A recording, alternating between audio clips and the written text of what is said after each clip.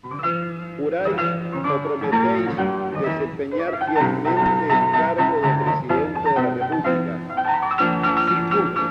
Sí, prometo. La transmisión del mando, como la conocemos actualmente, es mostrar la entrega del poder de un mandatario que ya lo abandona a uno que ha sido elegido, pero de manera transitoria. Porque los que son los verdaderos detentores del poder en un sistema republicano es el pueblo. Y en este caso, quien representa al pueblo es el Congreso Nacional. Que sea el presidente del Senado el que entrega y hace el cambio y sea el dueño de casa, es porque él es el representante del pueblo. Por eso es él el que pasa la banda presidencial, que es otro de los simbolismos del traspaso de mando. El primer acto, más o menos parecido a lo que nosotros conocemos como la transmisión del mando, es lo que le ocurre a Bernardo O'Higgins. Él ya está utilizando por primera vez, un mandatario chileno, la famosa banda tricolor, ¿no? Sin embargo, O'Higgins es obligado a abdicar por un levantamiento. Entonces, el primer gesto, digamos, de entrega de la banda presidencial es una especie de golpe de Estado. Y ahí comienza esta tradición chilena. De hecho, O'Higgins no era presidente, ¿no? Era director supremo. Cuando esto cambia es un poco más adelante, en 1826, cuando el general Freire le entrega el poder a Blanco Encalada mediante una ceremonia civil, y Blanco Encalada es el primer mandatario chileno denominado presidente de la República.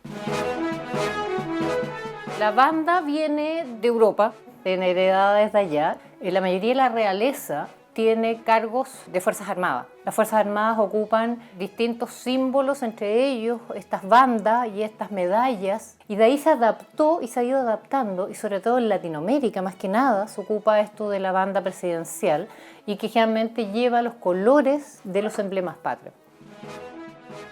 Ha habido anécdotas en que como no manejan, no averiguan, no se informan respecto a cuáles son los protocolos que están establecidos, han puesto mal la banda presidencial. La banda presidencial siempre tiene que ir con el azul arriba, porque eso está estipulado por ley. Por lo tanto, el azul siempre va pegado al cuello y tiene que ver con cielo, tierra. Han puesto al revés, rojo arriba, y siempre va del hombro derecho a la cadera izquierda. Cuando no hay transmisión de mando es porque ha habido algún hecho violento, generalmente algún tipo de golpe, revolución, guerra civil o la muerte súbita de un mandatario que impide que se realice esta ceremonia. Pedro Montt muere en 1910, muere en Alemania cuando lo mandan a realizar un tratamiento médico porque estaba muy mal. Y ahí ocurre una situación que yo diría como tragicómica, ¿no? Muere en Alemania y lo traen a Chile, ya cadáver, y lo reemplaza el vicepresidente que era Elías Fernández Albano. Fernández Albano, por supuesto, asiste al funeral de Pedro Montt. Llueve torrencialmente y Fernández Albano se resfría en el funeral y también muere. Este hecho republicano en la transmisión de mando no se pudo realizar porque quien tenía la banda había muerto y los que le sucedieron también fueron muriendo, ¿no? Entonces eso muestra cómo la transmisión de mando refleja cierta regularidad simbólica, ceremonial e institucional de lo que sería una república. Antiguamente la vestimenta más formal para un evento, sobre todo de esta categoría, era el frac. Del frac pasó a ser traje, pero ahí se ocupaba igual el traje más formal que era el smoking. Llegaban en carruaje, antes de eso a caballo, pero siempre muy formal, y posteriormente pasó a este auto y de ahí todos han seguido usando este auto descapotable.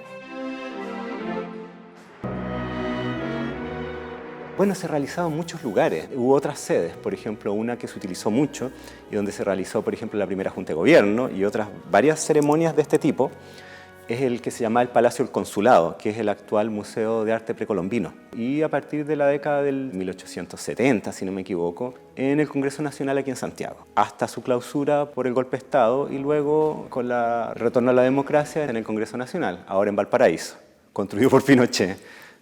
Feo el edificio. El traspaso de mando entre Frei Montalva y Salvador Allende quizás fue uno de los más significativos después del traspaso de mando del general Pinochet al presidente Patricio Aylwin. Son dos cambios de mando que cambian la historia de Chile.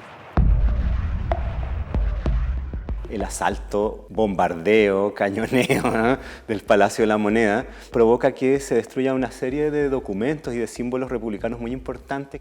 Se destruye esta banda, esta piocha, y también se destruye el acta de declaración de independencia. Y bueno, y posteriormente la Junta Militar destruye los registros electorales. Todo quemado. Siempre la misma estrella se traspasó de un presidente a otro hasta que se perdió el 11 de septiembre y de ahí se mandó a hacer una nueva estrella y esa es la que hasta la actualidad es la que se traspasa entre presidente y presidente. El cambio de mando de Pinochet a Aylwin debe haber sido el cambio de mando más relevante en la historia política chilena del siglo XX. Señor presidente electo, Generalmente la ceremonia debe durar alrededor de 45 minutos. Creo que no duró más de 30 minutos. Fue muy tensa porque era un gran cambio. Pinochet fue recibido con huevos a la entrada del Congreso. Le dejan a Aylwin el auto presidencial tirado a mitad de camino y sin benzina. Si bien eran pequeños simbolismos, anunciaban que la dictadura del general Pinochet le iba a respirar en el oído durante los 4 próximos años al gobierno del presidente Aylwin. sí juro.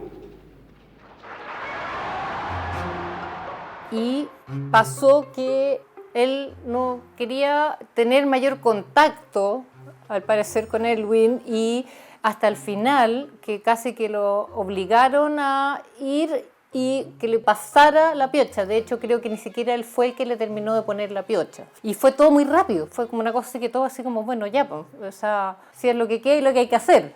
Era difícil.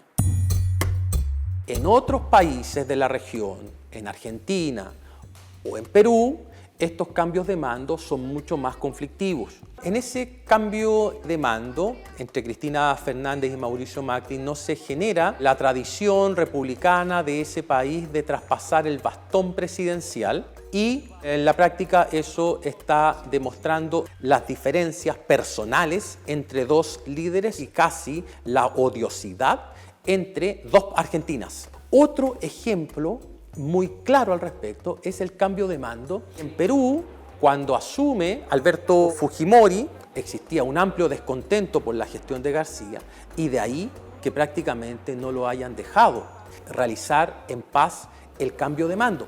Señor presidente. Continúa el desaire al presidente Alan García.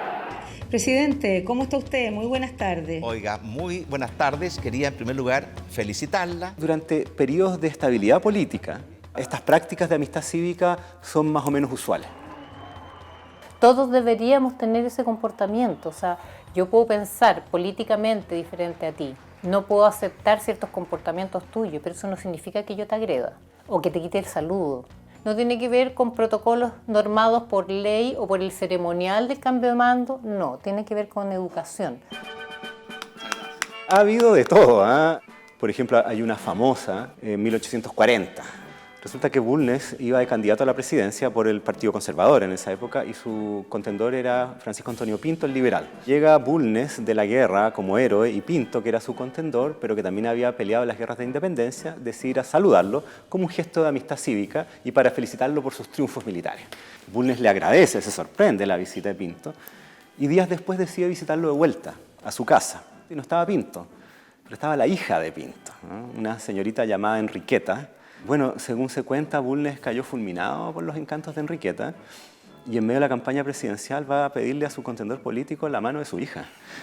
Lo que a los asesores de Bulnes lo hace entrar en pánico porque ¿qué estás haciendo? Pinto le dice, ya, mira, le va a preguntar a la niña, pero te pongo una condición.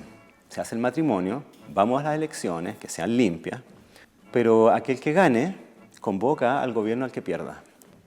Y los dos aceptan. Gana Bulnes y convoca a Pinto al gobierno y empieza un periodo de reconciliación nacional. Si eso no es amistad cívica. Michelle Bachelet, como fue la primera presidenta mujer, hubo una serie de quiebres y una serie de complicaciones en términos de protocolo, porque los protocolos están creados la mayoría desde la base del hombre. Entonces, desde cómo la nombramos, Fue complicado en tema de ceremonia y protocolo aplicar y adaptar estos protocolos.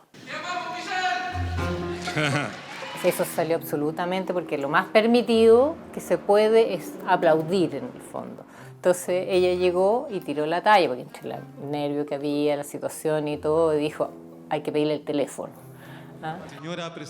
El cambio de mando que se produce entre Bachelet y Piñera se hace en un contexto extraordinariamente crítico, porque Chile venía de vivir uno de los terremotos más fatales de los últimos tiempos. Ese fue el cambio de mando más movido, literalmente. Ha salido de este lugar, Juan Somadía permanece el príncipe. Se supone que todas las personas que ostentan un cargo público, y sobre todo de alta jerarquía, son ejemplos. Si yo veo a una persona que para mí es una persona a seguir, que al primer temblor sale corriendo, desesperado, gritando, o sea, digo, ¿qué me queda a mí? Pero se supieron comportar dentro de todo, o sea, fue digno igual dentro de que quedó claro que estaba muerto miedo y que lo único que salía arrancando y se notó, o sea, todos nos asustamos cuando hay un temblor y miramos para todos lados, pero para nosotros es temblor, pero para cualquier país es terremoto. Yo nunca había visto un terremoto en una transmisión de mando, ¿no?